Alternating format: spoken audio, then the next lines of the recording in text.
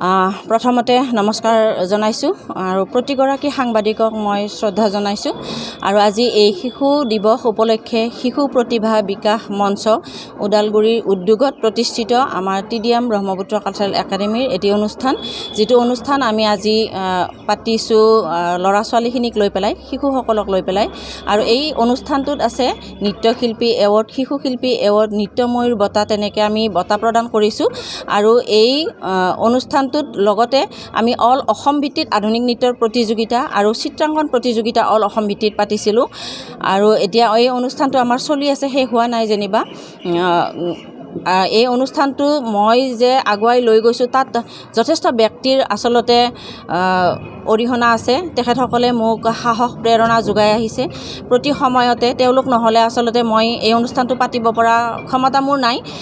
গতিকে মই সকলোকে শ্ৰদ্ধা জনাইছোঁ আৰু ইয়াৰ পৰাই আপোনালোকৰ জৰিয়তে দি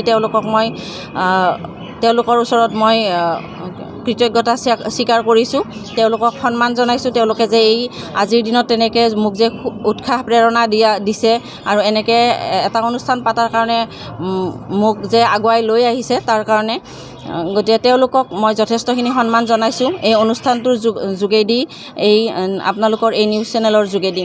আৰু এই অনুষ্ঠানটোত এংকৰিং কৰিছে এজনী মোৰ ছোৱালী হয়, তাই কৰিছে ভানেশ্বৰ অলেমন, আৰু এই কৰিছে মোৰ নাতিনীয়ে হয় সম্পৰ্কত গাৰ্গী অলেমন, ইহঁত দুটা। আৰু মোৰ লগত আছে আমাৰ যথেষ্ট সক্ৰিয় কৰ্মী প্ৰবীণ নাথ। তেওঁ নহ'লে মই এই কামটো আগুৱাই লৈ যাব নোৱাৰিলোঁহেঁতেন। তেওঁৰ দিহা পৰামৰ্শ মই লৈয়ে আগুৱাইছোঁ।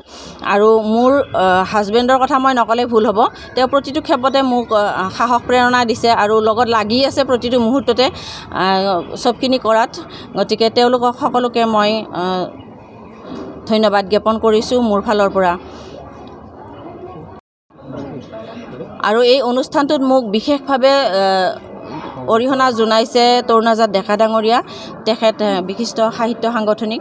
আৰু মোৰ লগত আছে টংকেশ্বৰ বৰুৱা, তেখেতে যথেষ্ট সহায় কৰিছে, লিখা মেলাখিনিত মোক যথেষ্ট সহায় কৰি দিছে, দিন ৰাতি একাকাৰ কৰিছে মোৰ লগত।